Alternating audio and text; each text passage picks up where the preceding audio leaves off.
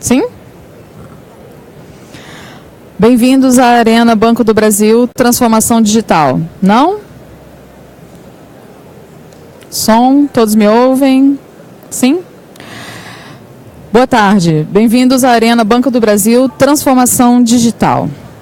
Abrindo a nossa tarde de hoje, iremos conversar sobre o gestor transformador. Para isso, convidamos o Alexandre Conceição. O Alexandre ele é gerente-geral da Unidade de Engenharia e Construção do Banco do Brasil.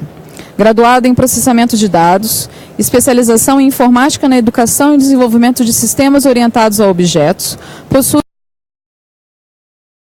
pelo ISACA. Exerceu o cargo de gerente de TI em Nova York. Solicitamos a todos que preencham, por gentileza, a avaliação da palestra ao seu término. Alexandre, seja bem-vinda. Obrigado, Kellen. Boa tarde, pessoal. Nessa trilha e nesses painéis que nós temos desenvolvido aqui sobre transformação digital, muito tem se falado que nós temos que enfrentar, ou que tecnologias disruptivas nós temos que disponibilizar para os nossos clientes ou futuros clientes, para que a gente possa efetivamente estar participando ou proporcionando à nossa organização a transformação digital que tantas empresas buscam. Nós percebemos que a disruptura não está somente no que a gente proporciona, mas na mudança de comportamento do que nós fazemos para as pessoas que nós atendemos, ou os clientes com os quais nós nos relacionamos. Mas para que nós possamos atingir a verdadeira transformação, nós não estamos falando aqui do que a empresa precisa fazer, mas nós vamos falar aqui hoje do que as pessoas precisam fazer ou como as pessoas precisam fazer. E eu queria começar mostrando aqui para vocês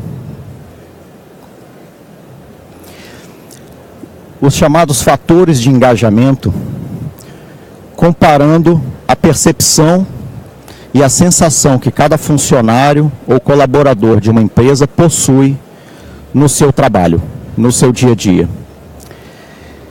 Então, se nós pudéssemos traçar um gráfico onde o eixo na horizontal caracterizasse a intensidade de socialização do colaborador, do funcionário, e no eixo vertical nós considerássemos o nível de segurança que aquela pessoa sente no ambiente de trabalho, o nível de incerteza ou de certeza do que acontece todos os dias no ambiente de trabalho.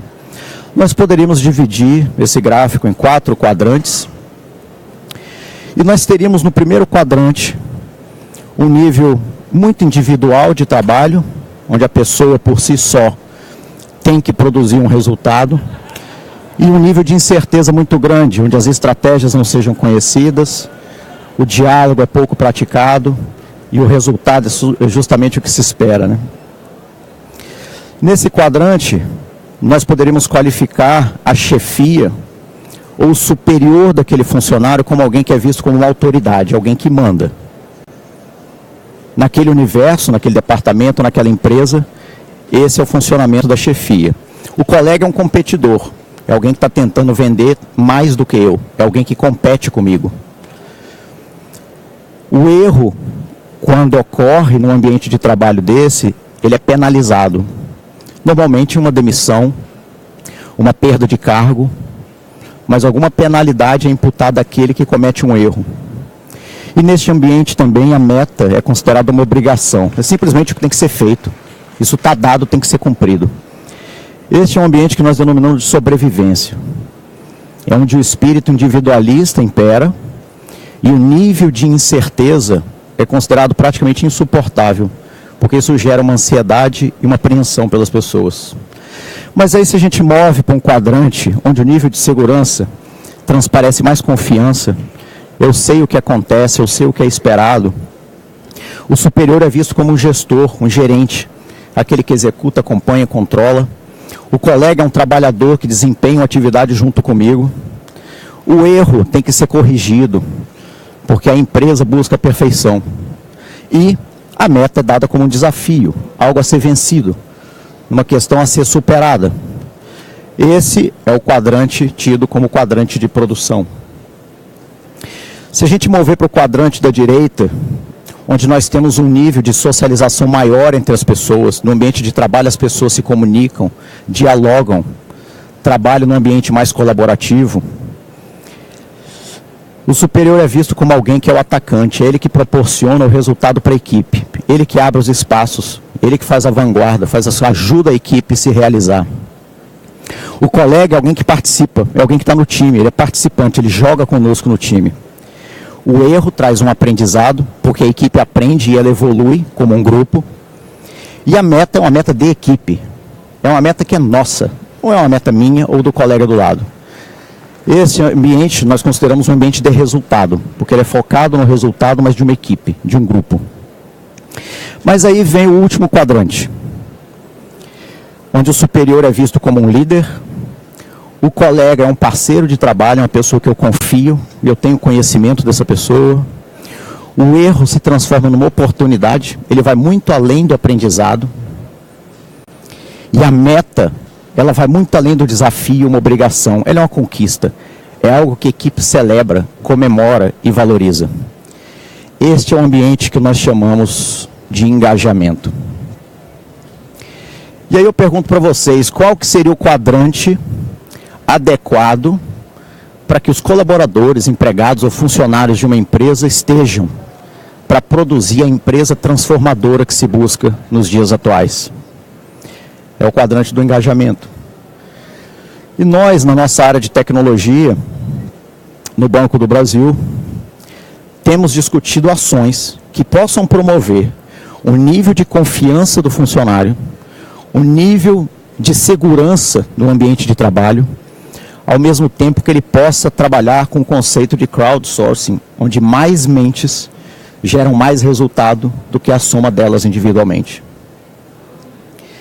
E aí eu quero mostrar para vocês aqui coisas que nós temos feito, que proporcionam resultados, que têm transformado a equipe de tecnologia, construir soluções disruptivas para a empresa, saindo da caixa e atingindo universos muito além da própria indústria bancária.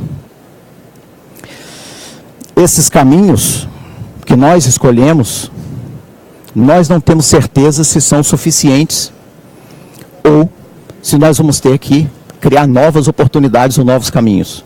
Mas eu vou mostrar para vocês o que nós estamos fazendo, para vocês avaliarem se esses conceitos fazem sentido e vão atingir aquele objetivo que nós buscamos. Na diretoria de tecnologia, o ingresso é feito através de um programa de ingresso de tech. Desde 2011, nós já tivemos 9 turmas, e agora em 2017, nós estamos formando e preparando os Jedis. Cada nome, cada ícone, por mais curioso que seja, é definido pelo próprio grupo que vai ingressar na nossa área e vai definir a sua carreira de TI dentro do Banco do Brasil. E eu trouxe aqui para vocês um pouco do que é feito nesse ambiente de formação e de treinamento. Aqui é uma foto dos Jedis, onde nós temos o Serginho apresentando para eles ali o ciclo de aprendizagem. Então essa é uma das primeiras iterações que esses novos funcionários passam para que eles comecem a se preparar para atuar em projetos de tecnologia e transformação digital do banco. Nesse evento que a gente está vendo aqui, todos eles são submetidos a um processo estilo um hackathon, onde desafios são colocados para as equipes, eles se conhecem naquele mesmo instante, formam as equipes, definem as lideranças e têm que definir o resultado em questão de dias. Essa é a dinâmica que a equipe começa trabalhando. E nós temos aqui um sumário dos resultados que são alcançados desse programa. São mais de 1.100 funcionários já selecionados nos últimos 5 anos, 6 anos, né? E aí eu poderia ressaltar os atributos que podemos observar ou que nós conseguimos atingir com este programa para esses funcionários. O nível de colaboração das pessoas aumenta, A sensibilidade no relacionamento com o outro se aprimora. A integração de equipes de disciplinas diferentes, ela se amplifica, seja na área de suporte, na área de desenvolvimento ou na área de atendimento ao cliente, num helpdesk, por exemplo. O dinamismo de trabalho modifica, a energia com que as pessoas se engajam. Há um aprendizado das tecnologias que nós temos adotado mais recentemente. Os métodos de trabalho, os padrões de desenvolvimento são absorvidos nessa fase. E as pessoas adquirem uma capacidade maior de adaptabilidade, porque as variáveis que eles enfrentam nesse processo de formação é o universo real que eles vão enfrentar nos diversos projetos de TI que nós teremos à frente. E a geração de novas soluções ou novos caminhos como uma capacidade principal da mente criativa, que é o processo inovador. O Design Thinking é uma filosofia de trabalho que nós temos adotado para todas as soluções que nós fazemos implementações.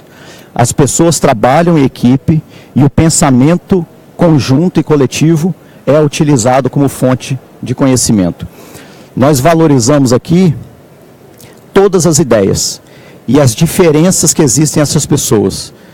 Não necessariamente é daquela área especializada que vai vir a melhor solução, muito pelo contrário. As grandes transformações vêm de áreas diferentes. E os workshops e as sessões de DT têm permitido com que a gente reinvente as coisas. Nós adotamos fortemente o conceito de prototipação, onde maquetes são desenvolvidas para que você possa simular a realidade ou o universo novo que se pretende. Isso aumenta a nossa chance de sucesso e reduz o risco de um projeto que pode começar com um princípio equivocado. Então, prototipando, nós temos uma fase de aprendizagem e um encurtamento de caminhos. Metodologias ágeis. Nós temos incorporado o ágil como uma dinâmica de trabalho cotidiana. As equipes se mesclam com a área de negócio e todo projeto se inicia com um grande workshop. Não só o conhecimento da metodologia é reorientado a todos, mas há uma grande sinergia entre as pessoas de negócio, os analistas de desenvolvimento, as equipes de modelagem de processo de negócio, de design, e todas essas capacidades são fundidas e integradas para se gerar um planejamento mais adequado daquele projeto. São utilizados Kanbans, que é um método de visibilidade e de acompanhamento claro das atividades em andamento. A equipe tem uma visão integrada do seu painel de controle, onde que cada um está, o que cada um está responsável. E um problema que cai para a equipe não é um problema de um analista ou de dois analistas, é de toda a equipe. Então há um trabalho colaborativo e de integração em todos os projetos ágeis. Todos os dias a equipe faz uma reunião que é denominada Stand-Up Meeting.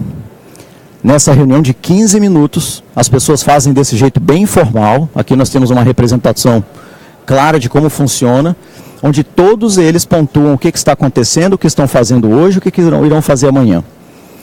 Isso permite a equipe estar sempre entendendo o que está acontecendo, o contexto que ela está vivendo e preparada para enfrentar os próximos passos do projeto. Nós temos ainda um laboratório avançado. Acho que vocês já viram esse conteúdo que nós trouxemos aqui. O laboratório avançado, que fica em Brasília, ele segue aquelas 4 etapas de um processo de geração de valor. Nós podemos fomentar as ideias, para ver se essas ideias são válidas e podem ser algum caminho. Uma vez validadas, nós podemos executar uma garagem, 1 ou 2 semanas, onde faz-se um protótipo, valida se aquilo tem realmente alguma geração de valor e pode trazer algum resultado, faz-se pesquisas, vai a campo, e nós podemos partir para uma outra fase, que é a fase de incubação. Na incubação, você inicia o desenvolvimento de aplicações, faz alguma integração com sistemas corporativos, garante o funcionamento daquele fluxo, e você pode partir para um processo de aceleração, onde de fato você desenvolve a finalização da aplicação e prepara para colocar disponível a um grupo de clientes, iniciando um processo de piloto e uma validação de todo o investimento feito nessa jornada. Cada fase dessa pode variar em função do projeto ou a característica que ele tem, podendo ser de 1 semana, às vezes a 3 semanas. Mas são ciclos curtos e de resultado muito rápido. Uma outra característica importante é que neste grupo convergem múltiplos projetos. Então é um ambiente propício e enriquecedor para se trocar ideias, gerar ideias novas ou aprender com o que os outros estão fazendo. E aí, guardadas as devidas proporções, o Labs que nós temos no Vale do Silício, a cada 90 dias nós temos um grupo que é enviado ao um novo projeto para ser desenvolvido por lá, às vezes para fazer uma incubação ou uma aceleração, mas permite que a nossa participação num ambiente também rico de startups, que é o ambiente da Plug and Play, que fica na cidade de Somerville, proporcione para os nossos analistas, para os nossos profissionais, uma exposição à dinâmica de criatividade e de trabalho em equipe. Então essa aqui é a segunda base do nosso Labs.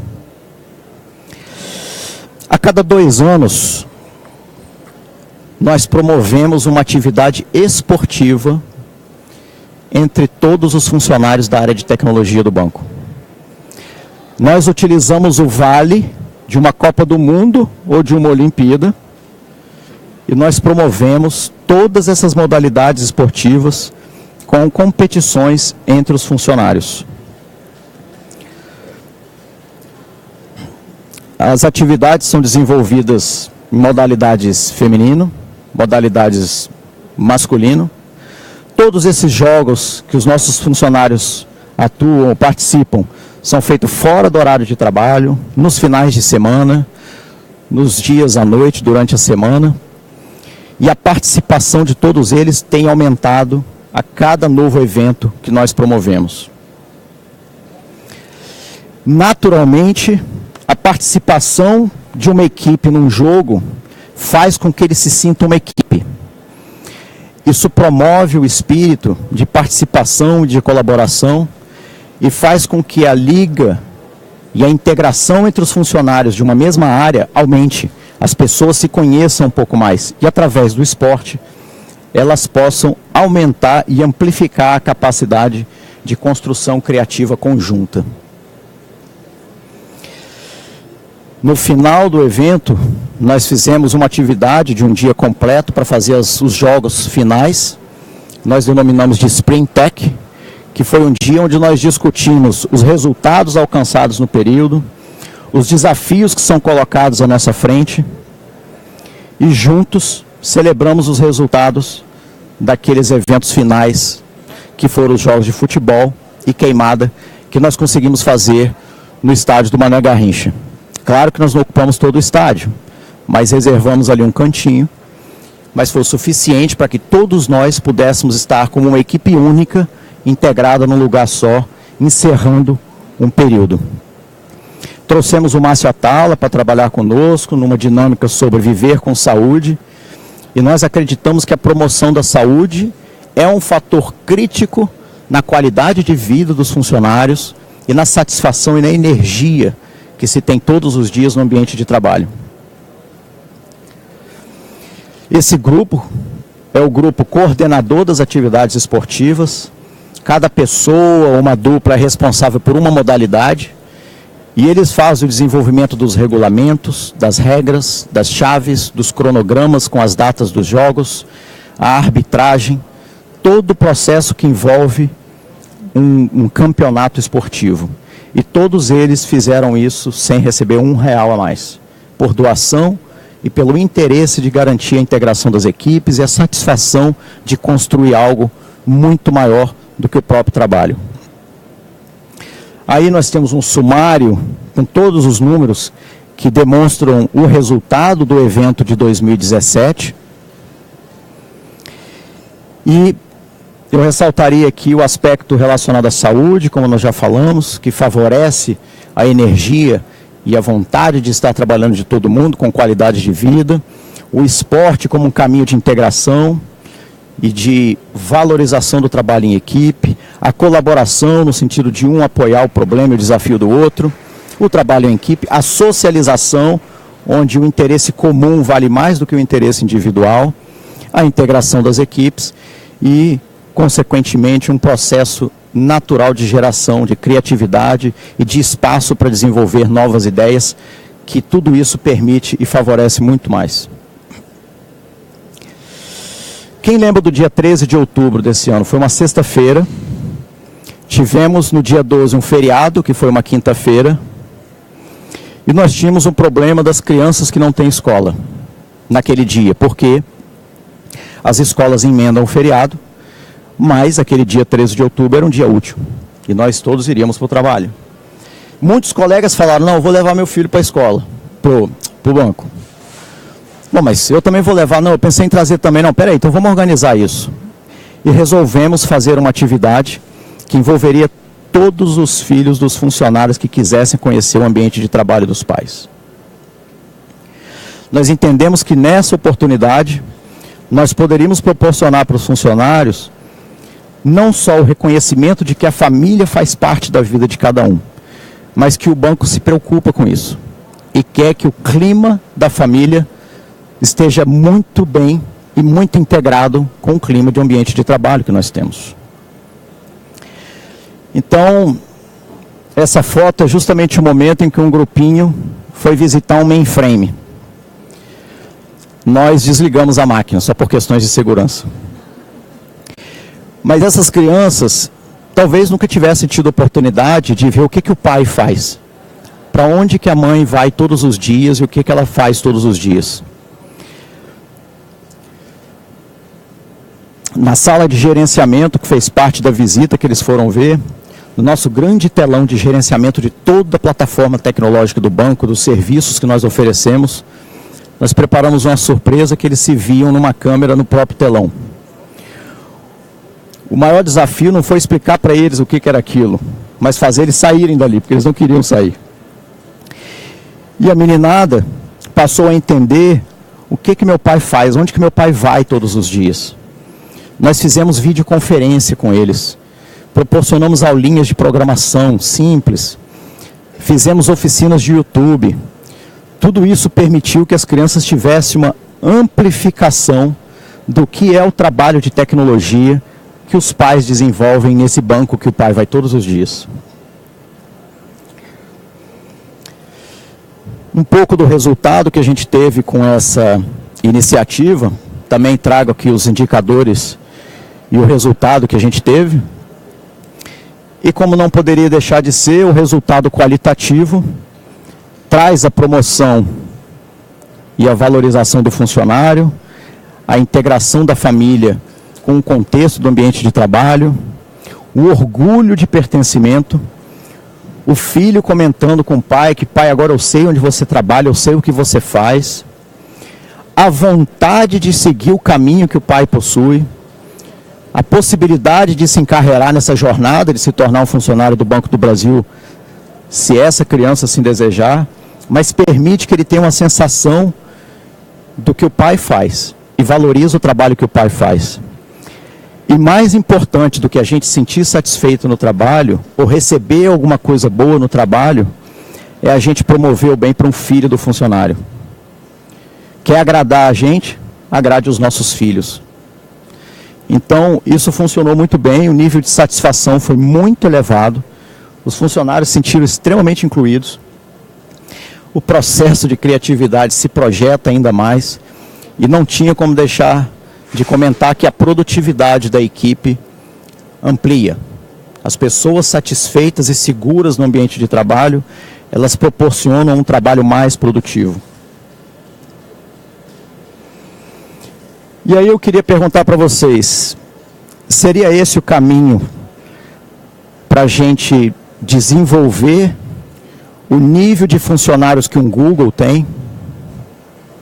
São essas atividades, ou esse estilo de engajamento de trabalho que pode nos ajudar com a nossa cultura, com os nossos processos, os nossos conceitos, a trazer o valor e a satisfação para que as pessoas vão muito além do que é esperado na jornada de trabalho? Nós ainda não temos certeza disso. Mas o que nós temos percebido é o que o resultado que nós vemos em todas as soluções tecnológicas que são desenvolvidas são fruto dessas dinâmicas que de alguma forma contribuem para a geração de resultado.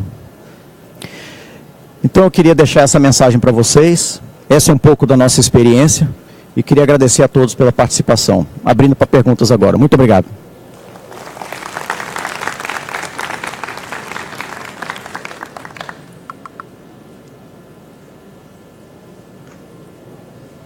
Ali uma pergunta. Só um segundinho.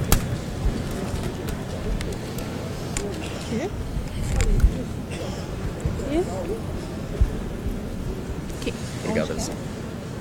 Onde que é a pergunta?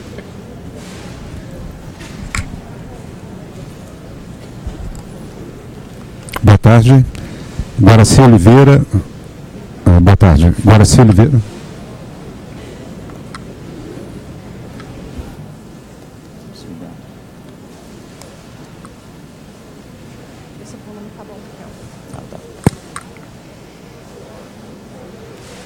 Pronto. Pronto? Boa tarde, então. Guaraci. Não.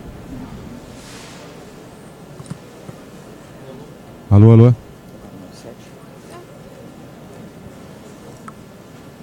Não. Estou dando mau contato aqui, ó.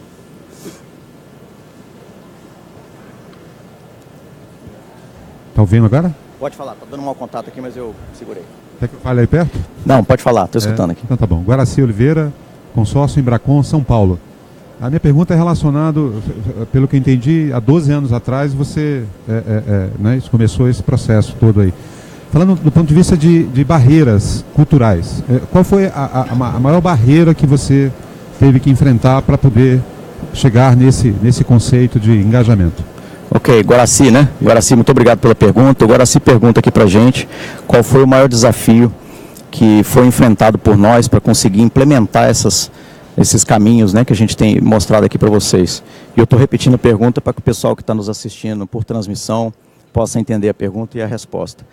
Eu acredito que o maior desafio que nós enfrentamos foi o que o Gustavo Fossi comentou ontem na apresentação dele, na segunda-feira, na apresentação dele sobre transformação digital. É a mudança de mindset que nós precisamos ter. E o modelo convencional daqueles outros quadrantes que vocês viram ali, ele em geral se impera. É o que trouxe as nossas empresas até aqui, são os modelos daqueles outros quadrantes. Não necessariamente o modelo do quadrante de engajamento. Então nós enfrentamos resistências do tipo, mas o pessoal vai trazer criança aqui para o ambiente de trabalho? Então vamos deixar de fazer os projetos que nós estamos fazendo. E o que nós descobrimos é o seguinte, as pessoas são capazes de fazer aquele trabalho na metade do tempo, no dia seguinte, se precisar, porque elas estão satisfeitas. Então começa a ficar irrelevante a métrica do modelo de resultado de produção comparado com o modelo de engajamento. Então o desafio que nós enfrentamos maior foi o mindset de organizações tradicionais, como a do Banco do Brasil, de 209 anos, né? E que estamos buscando transformar. É o desafio que todos nós temos. Pessoal, mais alguma pergunta?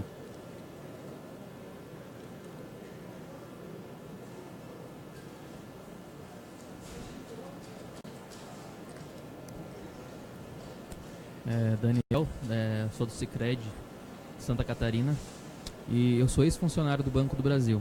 Trabalhei durante 6 anos no Banco do Brasil, numa agência varejo. E um dos motivos que fez eu sair do Banco do Brasil, que fizeram eu sair do Banco do Brasil, foi exatamente a falta do engajamento.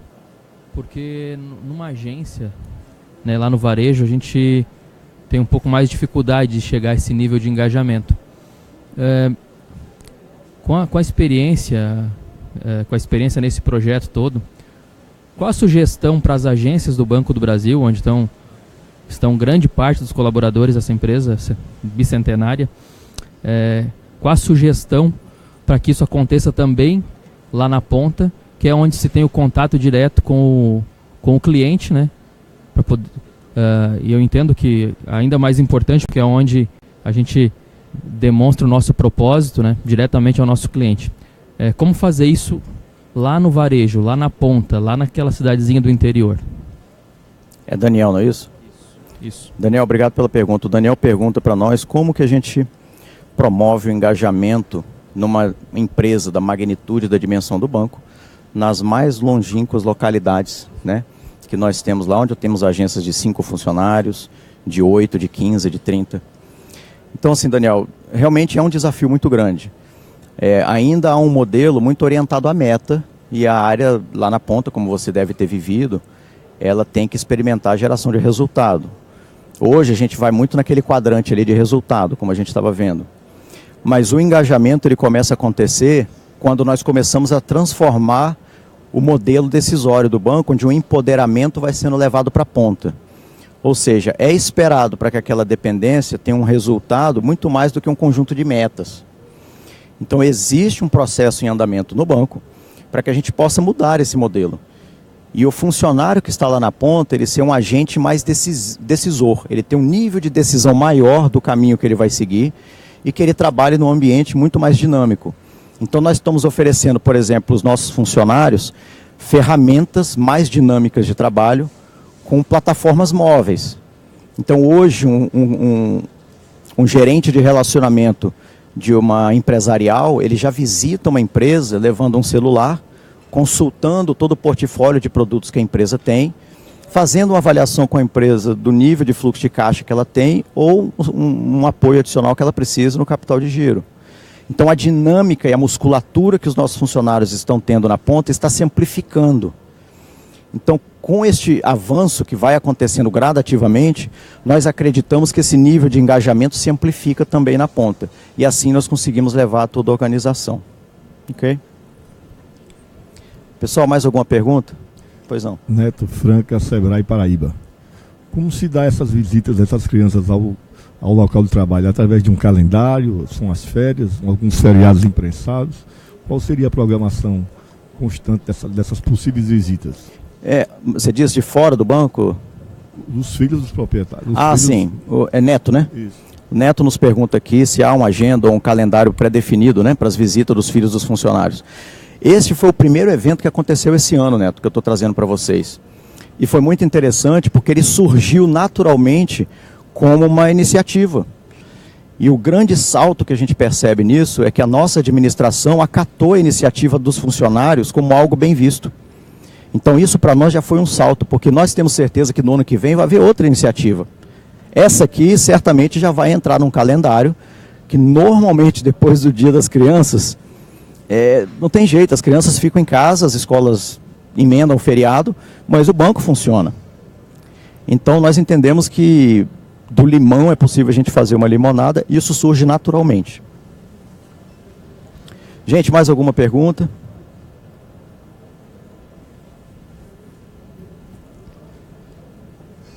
Ok, pessoal. Então com isso nós encerramos aqui o nosso painel. Queria agradecer muito ao HSM pelo nosso espaço e ao Banco do Brasil para poder transmitir a vocês essa mensagem. Muito obrigado, pessoal. Até logo.